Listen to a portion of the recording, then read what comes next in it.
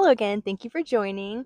My name is Amoria, and today I wanted to talk about how my experience as a cult survivor has gone on to affect my work life. How someone's work life and work life balance can heavily be affected by their experiences regarding religious trauma. To preface this video, I will be talking about disability discrimination that I experienced working at a nonprofit. This isn't just me complaining. There are heavy parallels that I experienced between being a Jehovah's Witness and working at this nonprofit while experiencing the discrimination that I went through. I will be explaining how my workplace rights were violated. My former workplace is now under investigation by the Department of Civil Rights because I presented my case to them and they did take it on. There was enough evidence to show that I had experienced this discrimination that I brought to them. Before I go deeper into this story, everyone in my experiences, whether as a Jehovah's Witness, at work, old friends that I have, me, we are all humans. Everyone makes mistakes. There were serious mistakes made within my experience with this nonprofit. However, I do not want those people to be judged by their mistakes. That is never something that I want to happen. I just want to throw that in there. Because I did deeply care about these people at one point. I was very close to them. Some of the lines were definitely blurred, but regardless, I still cared about these people. I spent almost every day with them for a whole year helping my community, and that doesn't mean nothing just because I experienced discrimination. It just simply makes it complicated. So, going back to the story, as I've talked about before, I grew up as one of Jehovah's Witnesses. I left when I was 23 years old during the pandemic. About 2 years later, I began working at my first nonprofit. I loved my job so much. I enjoyed helping my community. I lived in the same neighborhood that I worked in, so I knew that I was helping my own neighbors improve their lives, get jobs, gain access to resources that they didn't necessarily have before. It was very fulfilling for me, especially after leaving Jehovah's Witnesses. I did experience mentorship with my manager. My experience with my manager slash mentor drew parallels to my experience with elders' wives and them being my mentors. At the time that I had left being a Jehovah's Witness because I was 23, I was still a young adult, a young one in the bloom of youth, and I heavily relied on mentorship from my elders and elders' wives because I felt like I needed a lot of guidance. And I had been taught that as a sister, I needed to seek that guidance anyway, not to rely on my own understanding. So, yeah, I had this people pleasing tendency, a tendency to need to fit into this good girl stereotype. So, even though I wasn't a Jehovah's Witness anymore, I found myself still replicating that dynamic between myself and either older women within activism or older women in my workplace. And it's great up until, a certain point where, again, there are ethics involved. I was working in human services and social services, and I had been given a foundation in ethics regarding social work. Within our team, ethics mattered heavily. We talked about ethics. Within my supervisions and one on one meetings, I would often talk about ethics. We were very clear on how harm could be caused because we were in a position of power over our clients. And we needed to acknowledge that continually. And we needed to make sure that we were staying within the scope of our work. I identified with my manager at the time heavily. We had some similar life experiences. We got along really well. I think her and I agreed at the time that under different circumstances, we would have been really good friends. However, she was my manager. So, again, ethics, dynamics of power are involved. There should have been stronger boundaries. I was on this team. I did really well. I absolutely loved the work that I did. I was really good at it too. It was my job to teach disabled teenagers how to obtain a job, how to advocate for themselves, how to disclose their disability if that was something that they wanted to do, just generally how to advocate for themselves within the workplace, being a disabled individual. I am also disabled. I have PTSD. I was diagnosed with PTSD when I was 19, so I was still a Jehovah's Witness at the time. I did have accommodations with this workplace, and my accommodations were respected up until they weren't. There came a point where the program was not doing well. It was not getting a lot of engagement. And as a nonprofit, we had made it a practice to acknowledge colonization or classism or white supremacy and how it affects professionalism, because the whole idea of professionalism, that is just white supremacy. I taught my clients how to code switch. It was really refreshing to be able to acknowledge that these things do exist. They do affect my life, they affect my clients' lives, they affect our social ecosystem within the workplace. I had come from this experience of being a woman who needed to keep my head down, who had to obey the authority of men within Jehovah's Witnesses, to now I have more autonomy, my opinion is respected, I have more power and control over my own life, and I'm able to now help my clients do the same. It felt really good. I felt like I really belonged, like this is where I wanted to stay. So that's why it got a little confusing when there was a lack of engagement and I started to be blamed for it. I was doing really the best that I could to have more clients join our program, but it was a bit difficult. It was very niche and specific, and not everyone was eligible. I had been taught to take a strengths based approach with all of my clients, and yet my management was not taking that approach with me. Even though I was doing my absolute best to provide numbers and data, at a certain point, I just wasn't able to give them what they wanted because it was really out of my control. Here is where some of my religious trauma started to seep into my work life. I felt I was doing my best. I knew the policies, whether for Jehovah's Witnesses or my workplace.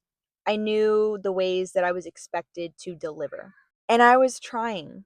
It was really out of my control. Being assaulted and reproved, that was not something within my control. Being blamed for the program not doing well, when I was doing my job and my clients were getting jobs, I was delivering what I was supposed to be doing while still being blamed for something that wasn't my fault, doesn't feel good. It made me feel really shitty.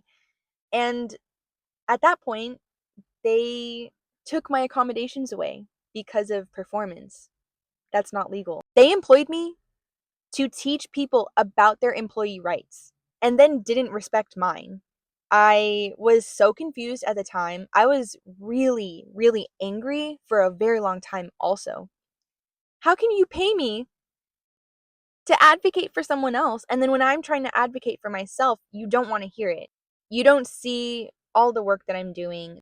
It just reminded me of being reproved. The meetings that I had to have with my managers where I felt like I was in trouble, where I would get written up for things that hadn't even happened that I later proved were not true. Just to be able to scapegoat lack of funds coming in and lack of engagement onto someone else. Take the attention off the managers and the upper staff and just pin it on someone lower. It was something that I had already felt happen to me as a Jehovah's Witness, and I was horrified that it was happening to me again. Something that was really difficult was part of the blame that was put on me was for the amount of outreach that I had done. With nonprofits, you do a lot of outreach. And coming from Jehovah's Witnesses, outreach triggered my religious trauma heavily. It's been really hard. At my last job, I literally had to do door to door outreach. I thought I would never have to do that again. I thought I would never have to do the knocking on doors thing again. Religious trauma is no joke. I can't explain how much it affects my mental health to have tried to leave these experiences in the past and then for them to come back up while I'm trying to make a living, while I'm trying to survive. And again, I knew what I was supposed to deliver, so I did outreach to hundreds of companies, built different partnerships that my clients and my job center could benefit from. I delivered what I was supposed to at great expense to my mental health, and it wasn't enough. It was never enough. And you know who made me feel like that? Jehovah's Witnesses.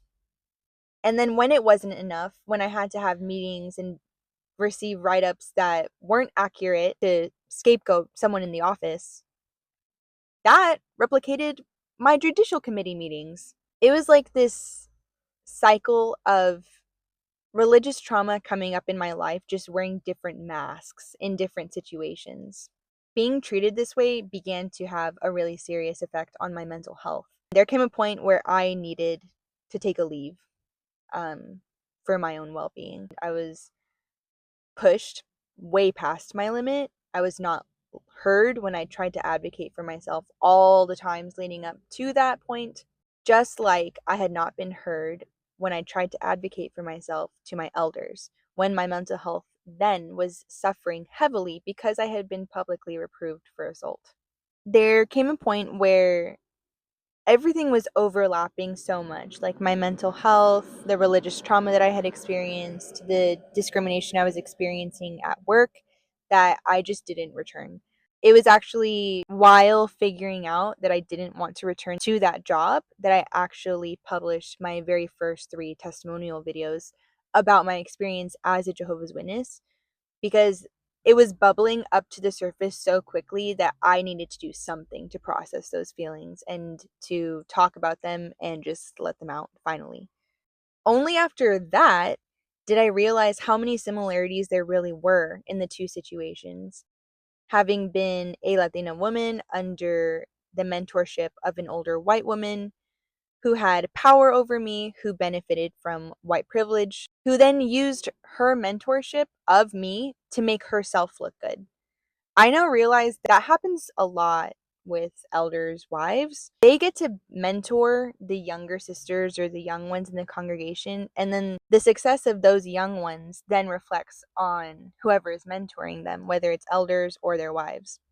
I worked really hard to accomplish things. And yes, I had the guidance of older ones and the wisdom of people who have done these things before me, but I was the one who worked for those accomplishments. And then when things aren't going the way that either the organization wants or the workplace wants, suddenly you're not the face of that success anymore. Someone else will be. And you'll be pushed aside. You're the one that's the most vulnerable, the weakest link of the office. It sucked. I learned this lesson that whether it's for Jehovah's Witnesses, the government, workplace, it doesn't matter. Just because something is written into policy or law does not make it right. My elders felt that they were following doctrine and policy according to Jehovah's Witnesses and needed to reprove me after assault. That didn't make it necessary or kind or supportive or something that should have happened whatsoever. It shouldn't have. Just because slavery used to be legal and harboring runaway slaves was illegal doesn't mean that either of those laws are right or ethical. Just because the program that I was working in wasn't doing well and needed more engagement doesn't mean that it was right to remove my disability accommodations that had already been in place. It didn't make the termination of my coworker due to the lack of engagement in the program right by any means.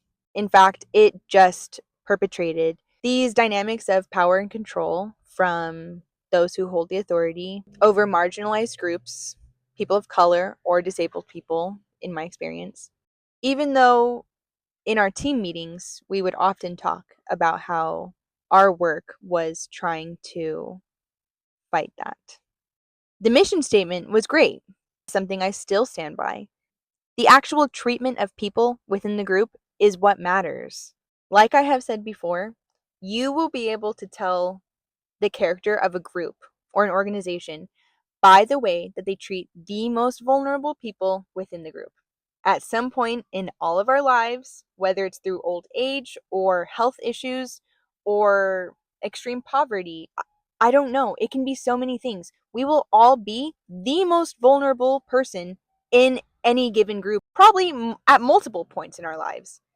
So, yes, we should be in the habit of taking care of each other and taking care of those who need to be advocated for. We need to listen to those who are trying to advocate for other people.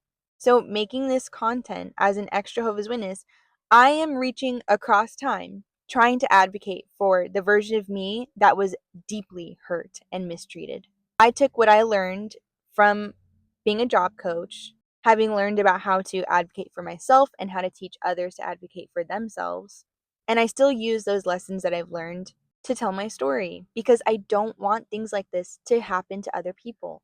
Whether it's in religion or the workplace, everyone has rights and those rights need to be respected. And when you're in the situation, when I was still working at that job center, I felt like no one would listen to me, even if I presented my case to the Department of Civil Rights, that it wouldn't be strong enough, that I was the one who was actually messing up everything, that they had every right to write me up with some bullshit write up and revoke my accommodations that helped me function in my job and do it well. I felt like I deserved that, only to realize later, no, I didn't deserve any of that. And actually, it's really serious and very illegal.